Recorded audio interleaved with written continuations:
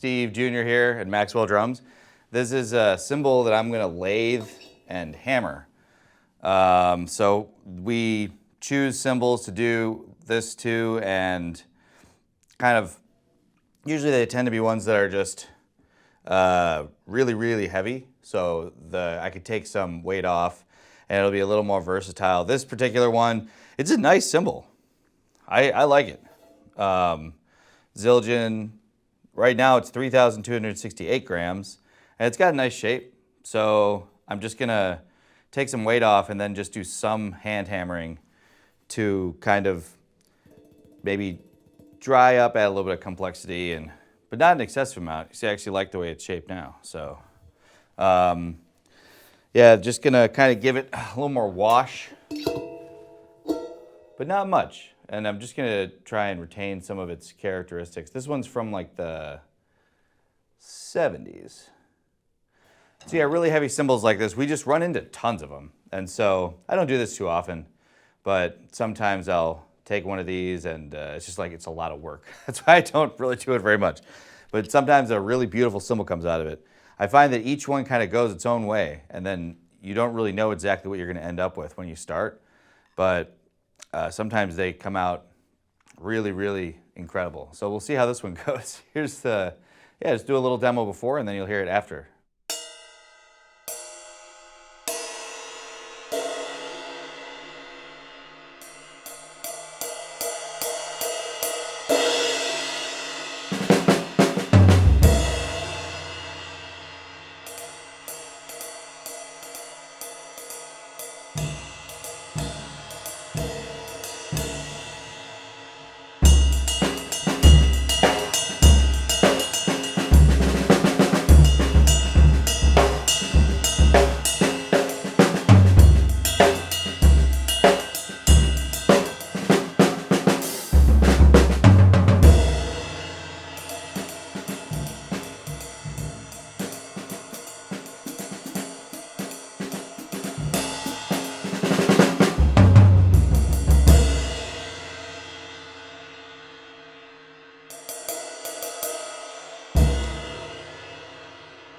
And yeah, so just a note about this cymbal in particular, I really like it. It's just a little bit too heavy. And so I really think I can kind of keep the characteristics I like and then eliminate some of the ones that really just that it's like a ping ride. It's so heavy that, I mean, this, it would work, but it's when you, just that sound of hitting it like this.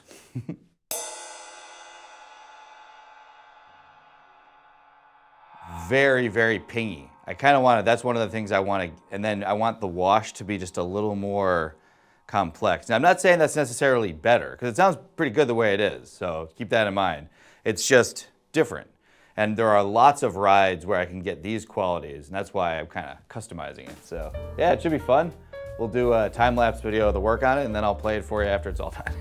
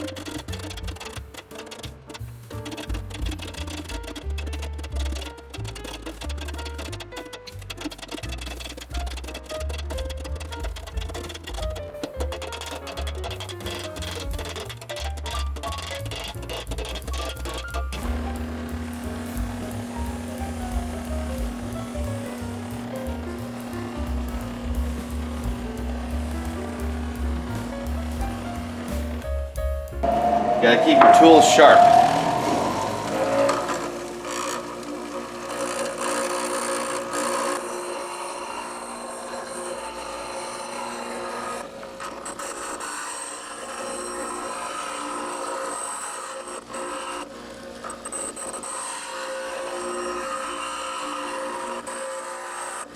And there you go.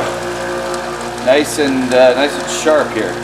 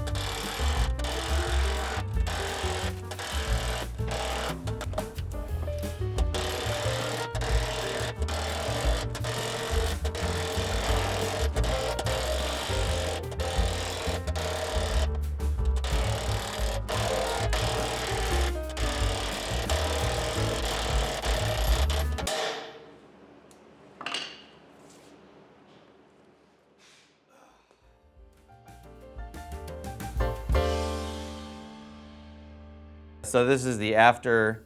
I worked a lot on this cymbal, and I said that I originally kind of set out to not change it a ton, but then in this process when you're making them, they kind of a lot of the times they just kind of become what they want to become. And yeah, I did tons of hammering, which you saw in the video.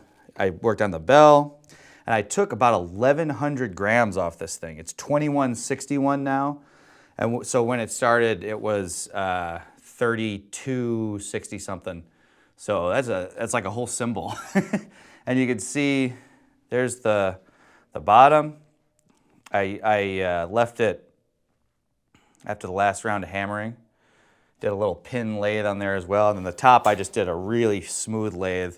You can see every cymbal stroke from us playing on it. And yeah, this cymbal has kind of a largish bell. This one is like, it's kind of a bright, complex ride. That's what I would call it. Got some like real super complexity. And this ride, if you're using, maybe you have like a double ride setup for jazz, you're gonna have like a huge contrast, because this thing, it just doesn't sound like anything else in the shop. And then yeah, you can see it's got that, I hammered in that kind of nice flange here that wasn't really there at all before. So I wasn't going for like a real crash thing here. This is just a through and through ride with kind of that old K ka kind of sound, which I think the Spiz did some of these with like the Chinese alloy. But yeah, it came out great. Again, you can see some of the last round of hammering there. But yeah, it's a really cool ride cymbal. So yeah, I'm gonna demo it here for you, and everyone let us know what you think about the ride on the comments. I'm sure some people will, you know, they think it's fantastic. Others probably won't like it. Let us know what you think, because it's really unique. And yeah, you know, cymbals are like in the eye of the beholder, you know. And this one, it's definitely gonna stand out. You see that beautiful finish on there. Gonna stand out. I think that for jazz playing, this is gonna be great because you can get a lot of different sounds out of it. You can play it real quiet, but yet you still get like a really nice complex wash. And I was telling my dad, it's the frequency of this one, kind of where it lives. I think it's not going to get in the way of a lot of things, because it's not. It's kind of above where a lot of the instruments live. So that'll be, yeah, a really sweet ride. Let's see how she sounds.